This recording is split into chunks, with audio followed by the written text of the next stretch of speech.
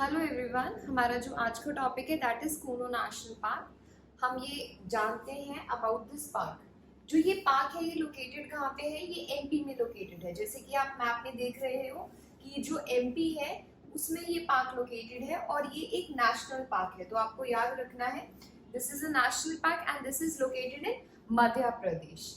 आगे चलते हैं। It is the part of Kathiawar Gir dry deciduous forest eco region. तो आपने ये बहुत ज्यादा इंपॉर्टेंट चीज है, याद रखनी है। ये वाला जो पार्क है ये किस एरिया में फॉल करता है? ये फॉल करता है ड्राई डेसिडियस फॉरेस्ट वाला जो रीजन होता है। आपको पता है कि जो हमारे फॉरेस्ट है वो डिफरेंट डिफरेंट तरीके के डिफरेंट डिफरेंट कंट्रीज में है, बट यहाँ पे जो हम पार्क की बात कर रहे हैं वो कहाँ पे फॉल कर रहा है? ड्राई डेसिडियस फॉरेस्ट में। अगर हम बात करें ये ड्राई डेसिडियस फॉरेस्ट वाला एरिया किन किन स्टेट्स में फैला हुआ है, तो गुजरात में, राजस्थान में एंड एमपी में। तो ये तीन स्टेट्स है जहाँ पे ये पूरा का पूरा जो फॉरेस्ट है या फिर हम बोल सकते हैं ड्राई डेसिडियस फॉरेस्ट वाला रीजन वो तीन रीजन्स में फॉल कर रहा है। इनफैक्ट जो अरावलीज है वो भी इसी फॉरेस्ट का पार्ट है, ड्राई डेसिडियस का पार्ट ही है।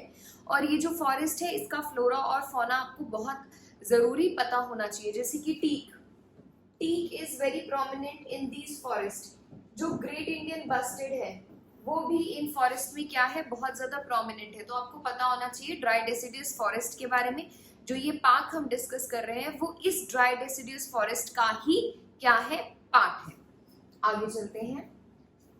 जो ये पार्क है अगर हम नेशनल पार्क का IUCN स्टेटस देखें तो ये कैटेगरी 2 में आता है। ये भी बहुत ज्यादा जरूरी है कि ये जो नेशनल पार्क है ये IUCN की कैटेगरी 2 में आ रहा है, तो ये आपको याद रखना है। अब ये जो पार्क है ये कब बना था? ये 1981 में बना था। 1981 में ये नेशनल पार्क नहीं था, 1981 में it was wild life sanctuary. 2018 में it was given the status of national park. पहले नेशनल पार्क नहीं था, पहले वाइल्ड लाइफ सेंचुरी था, फिर नेशनल पार्क बन गया। अब हमारे पास दो चीजें आ गई, एक है वाइल्ड लाइफ सेंचुरी, एक है नेशनल पार्क। दोनों में डिफरेंस क्या है?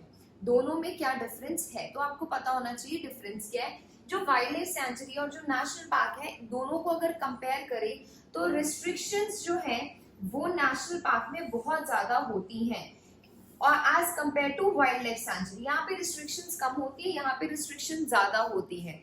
जो नेशनल पार्क है इसमें कोई भी ह्यूमन एक्टिविटी नहीं हो सकती, there should be no human activity, but यहाँ पे ह्यूमन एक्टिविटी हो सकती है। तो आपको ये चीज भी याद रखनी है। जो नेशनल पार्क है वो प्रिजर्व करता है फ्लोरा को भी, फौना को भी, या कोई भी चीज जो नेशनल इंपॉर्टेंस के साथ रिलेटेड है। बट जो वाइल्ड लाइफ सेंचुरी है यहाँ पे मेनली प्रिजर्वेशन एनिमल्स की ही होती है, तो ये भी आपको याद रखना है। नेशनल पार्क में जाने के लिए एक प्रॉपर टिकट आपको चाहिए होगी और वो भी आप सिर्फ उसकी बाउंड्री वाले एरिया में जा सकते हो, कभी भी नेशनल पार्क में सेंटर में नहीं जा सकते हो। बट जो वाइल्ड लाइफ सेंचुरी है उसमें इस तरीके की रिस्ट्रिक्शन नहीं है कि आपको टिकट लेनी पड़ेगी। It's not necessary. Wild life sanctuary में आप बिना टिकट के भी जा सकते हो, बट नेशनल पार्क में तो आपको ऑफिशियल तरीके से टिकट लेनी ही पड़ेगी, तभी आप अंदर एंटर कर सकते हो, that too in the boundary. अगर हम एक और इम्पोर्टेंट चीज की बात करें, जो नेशनल पार्क है इसकी फिक्स्ड बाउंड्रीज होती हैं, इसकी फिक्स्ड बाउंड्रीज होती हैं। बट अगर वाइल्ड लाइफ सेंचुरी की बात करें तो इसकी फिक्स्ड बाउंड्रीज नहीं होती, it is not having fixed boundaries. तो ये कुछ पॉइंट्स आपको पता होने चाहिए नेशनल पार्क और वाइल्ड लाइफ सेंचुरी के बारे में कि नेशनल पार्क और वाइल्ड लाइफ सेंचुरी में डिफरेंस क्या है। बट अगर आपको ऊपर से ओवरव्यू चाहिए तो national park as compare to wild life sanctuary is having or are having more restrictions than the wild life sanctuary. तो ये वाला पार्क पहले वाइल्ड लाइफ सेंचुरी था, उसके बाद इसको क्या बना दिया गया? इसको नेशनल पार्क का स्टेटस दे दिया गया। हमारी जो गवर्नमेंट है उन्होंने इसको क्या बना दिया? नेशनल पार्क का स्टेटस दे दिया। तो ये याद रखना है। अब ये क्या हुआ है, ये वाला जो सेंचुरी है या फिर कूनो वाइल्ड लाइफ सेंचुरी है was also proposed as the possible site for cheetah introduction in India। तो इस साइट को क्या बनाने का सोच रहे थे? जहां पे चीता को इंट्रोड्यूस करा जाए। तो क्या अभी तक चीता इंट्रोड्यूस कर दिया? अभी तक ये प्रोसेस में चल रहा है, 1-2 दिन में यहाँ पे फर्स्ट टाइम चीता को इंट्रोड्यूस करा जाएगा। तो वो ही लिखा है इन दिसंबर 2018 the state government changed the status of the wildlife sanctuary to Kuno National Park and enlarged the protected area. ये हमने अभी पढ़ा है कि जो ये स्टेटस है वो इसका चेंज करके वाइल्ड लाइफ सैंचुरी से नेशनल पार्क में कर दिया और इसको प्रपोज करा गया था as the site for cheetah introduction. Cheetahs are returning to the country on September 17. September 17 को पहली बार इस पार्क में चीतास को इंट्रोड्यूस करा जाएगा. ये बहुत ज्यादा इंपॉर्टेंट है. इस पार्क को चूज करा गया है फॉर इंट्रोडक्शन ऑफ द चीता.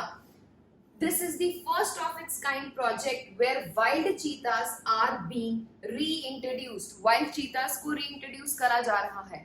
अगर हम बात करें तो जो हमारे चीतास हैं, चीता के ऊपर वैसे मैंने एक वीडियो ऑलरेडी बनाई हुई है, आप जाके देख सकते हो चैनल पे. जो चीतास हैं वो हमारी कंट्री में से एक्सटेंट हो चुके हैं. ग्लोबली एक्सटेंट नहीं हुए बट कंट्री में से एक्सटेंट हो चुके हैं. नियरली 70 to 80 years पहले थे चीतास यहाँ पे, बट अभी यहाँ पे चीतास नहीं है. So Indian government thought of introducing cheetahs from other region. तो पहले एशियाटिक चीता को इंट्रोड्यूस करना था जो ईरान से करना था, but now the government has shifted to African cheetah. तो अब जो चीता यहाँ पे आ रहा है, इंट्रोड्यूस हो रहा है 17 सितंबर को, वो कौन सा चीता है? अफ्रीकन चीता है, which is introduced in this particular part. तो आपको ये चीज याद रखनी है. और आपको क्या याद रखना है? अफ्रीकन चीता और एशियाटिक चीता का आईयूसीएन स्टेटस बहुत इंपॉर्टेंट है.